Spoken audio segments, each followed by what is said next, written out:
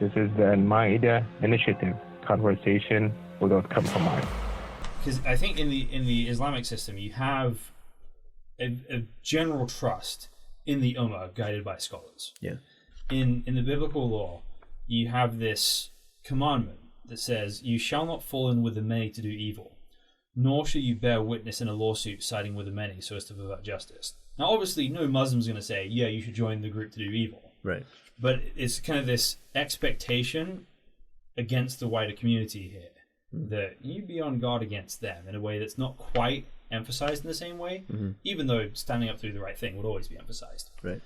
And so there's an expectation to the individual that they're able to understand what right and wrong is, even in a legal sense.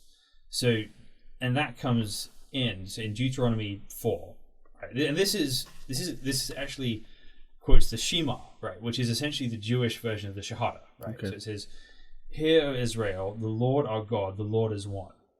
In Hebrew, it's Shema Yisrael Yahweh Eloheinu Yahweh Echad. Okay. It says, "You shall love the Lord your God with all your heart and with all your soul and with all your might.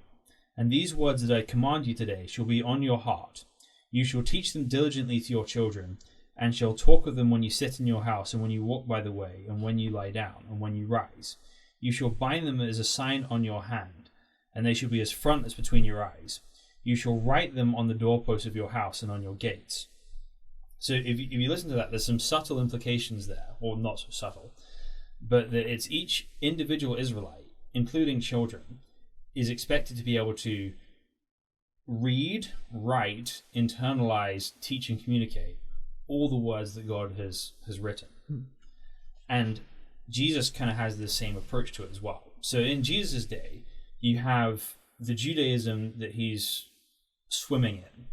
And there's several schools, but the main sort of powerful school at that time is this idea of the Pharisees. And what they believe is a written transmission and then an oral law that's supposed to be passed down directly from Moses. Yeah.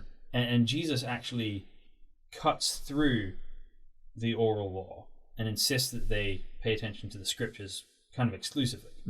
So in Matthew 23:9, Jesus says, "Call no man your father on earth, for you have one Father who is in heaven. Neither be called instructors, for you have one instructor, the Christ, or Messiah. The greatest among you shall be your servant."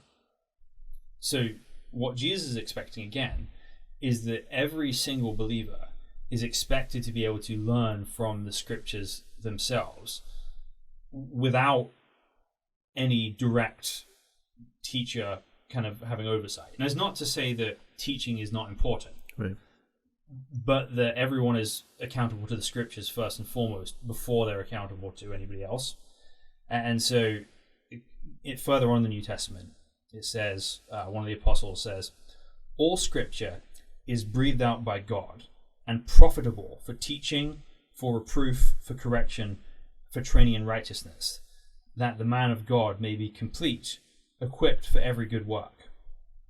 So the scriptures not only have the ability to teach people about God, but actually complete God's people for every single work that he would have them do. So everything is, for the Christian, is contained within the Bible itself.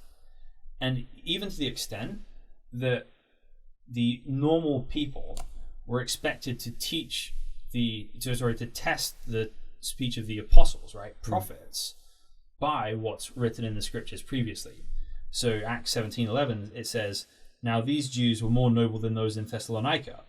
They received the word with eagerness, examining the scriptures daily to see if these things were so." Now, it's not to say they're approaching it with like, "Who are you?" like this horrible cynicism and skepticism that pervades society today. Yeah. But it's kind of a hey, good to hear that. Let's test. Yeah. Let's see if what you're saying is true. So I think for the Christian,